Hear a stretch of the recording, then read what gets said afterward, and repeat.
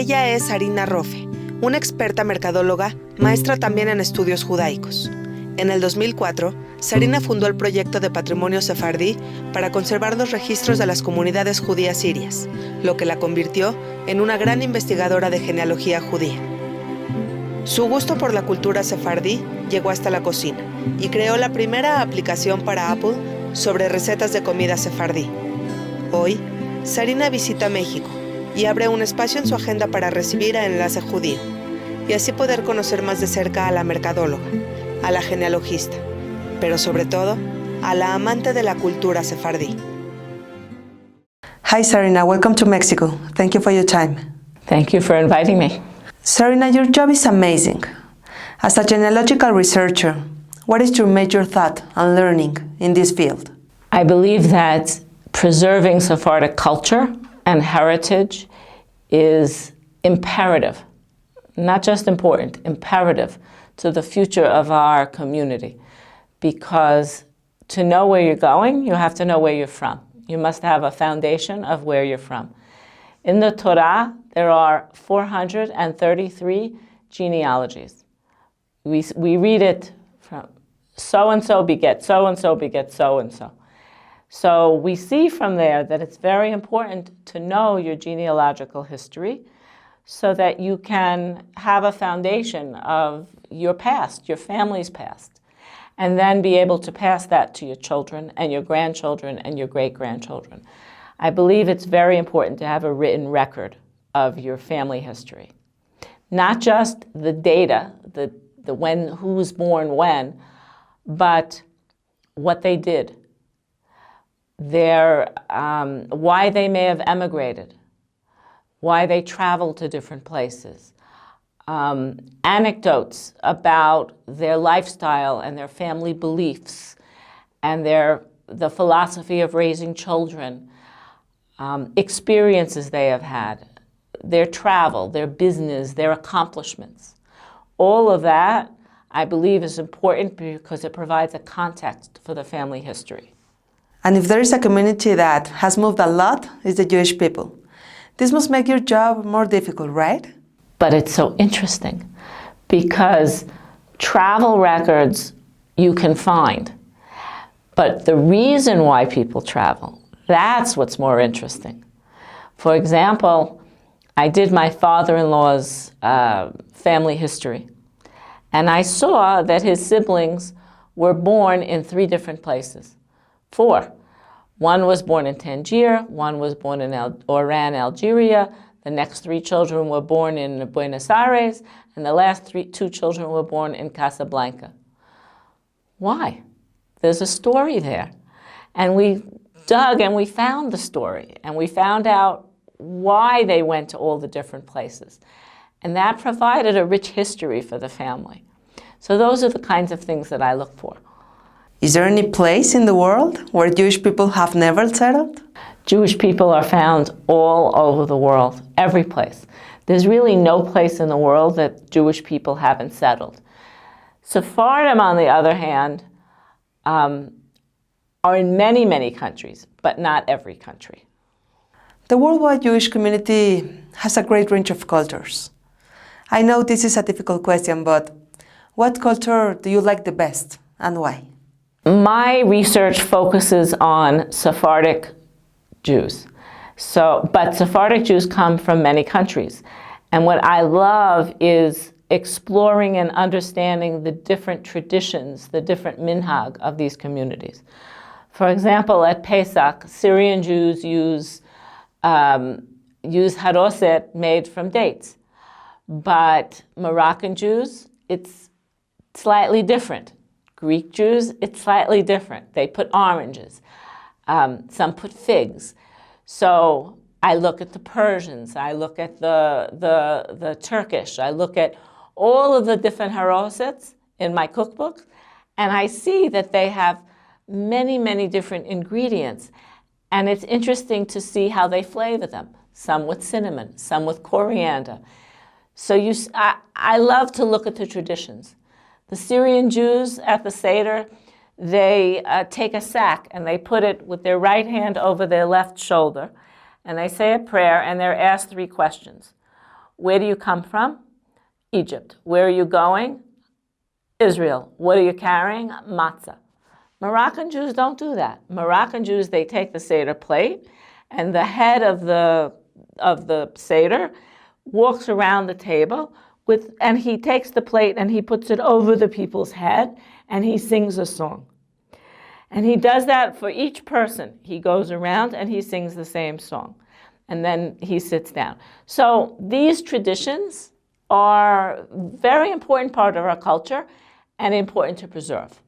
One of the things that I've noticed is that the young girls today, when they get married, nobody is there to teach them the traditional foods. They want to eat the foods, but nobody is there to teach them the foods. So the idea of my app was that you should be able to watch videos and understand how to make the difficult foods. Who will teach you how to curl the sambusak, the edge of the sambusak? Who will teach you the curl? Grandma. If she knows, some of them they didn't learn. Sometimes they're not around anymore. Who will teach you to make kibbeh? You know, my grandmother, she was the first Syrian caterer in Brooklyn in the 1940s and 50s. And after school, my mother would drop us there, and we would sit in the kitchen. And her kitchen was in the backyard. It was in the garage of her house, in the backyard. And people would walk up this narrow alley to her house. And in those days, there were no social halls. There were no ballrooms. You know, if you had a brit milah, in the house. You had a wedding, you went to the synagogue to get married, and then you went to the house for the party. So my grandmother would cater all of those things. And people would come and they would buy from her. They would buy from her kibbeh and lahmacun and all the foods. And we would go after school, and she would give us one piece of dough, and she would try and teach us to make the kibbeh.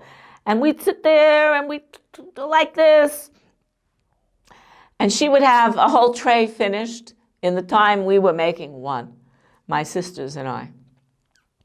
So I felt it's important to teach the next generation how to make these foods. And I got all her recipes, and I wrote a cookbook. I wrote the app, Sarina's Sephardic Cuisine, and we embedded the app with videos on how to make difficult foods. Now we also have released a cookbook, and it's the first in a series. The series is called Backyard Kitchen. The first one is Backyard Kitchen, Mediterranean Salads. The next one will be Backyard Kitchen. It'll be entrees. So each one will have a different theme to it. And so we're very excited. And the cookbooks are on Amazon. And the photography is amazing. We also made the cookbooks a small size so that you could actually use them in the kitchen. Not a big, heavy coffee table book, but something you could use in the kitchen, a spiral binder. You can turn the pages back. Very easy to use, and you can even wipe the pages. So I like to learn about the way local people adapt the same food. Because, you know, people say, like, what is Sephardic food?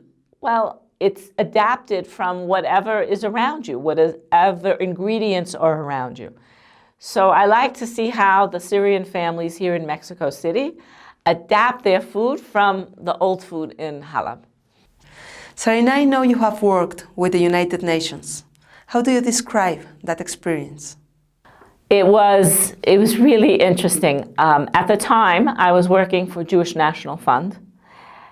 I was National Director of Marketing and Communications for the American Jewish National Fund. And we used to go all over the world because they're the experts in trees. And so I was appointed to meet with the delegations. And when I was there, I said, why don't we apply to the United Nations as an NGO? And they had never done it before. So I did the application for them, and we were accepted. And this was really very rewarding. And we got to go to the United Nations for meetings and to do presentations and for conferences, and also to meet with other Jewish organizations, other Jewish NGOs who had the same status in the United Nations. In the technology world we're living in, Are human resources still as important as they used to be? Yes. There has to be a human element to everything we do. Frequently with email communication or with simply technology communication, virtual communication, something is lost. The tone, the camaraderie is lost. So you have to have some personal interaction to understand what the other person means and also what is intended. Even the most technologically advanced companies have some human element involved in their communications. Public relations is about contact. It's about connecting. In the world of nonprofits, I can send as many emails as I want. I'm not going to get someone to donate unless I have a personal connection to the person who's donating the money. So technology is great, but people act on a human interaction. I think we can do a lot with technology, but I think that you cannot eliminate the human element. I like solving problems and knowing that what I do makes a difference. That's what I like. I like exploring, investigating, figuring out issues, and making improvements that will affect people's lives.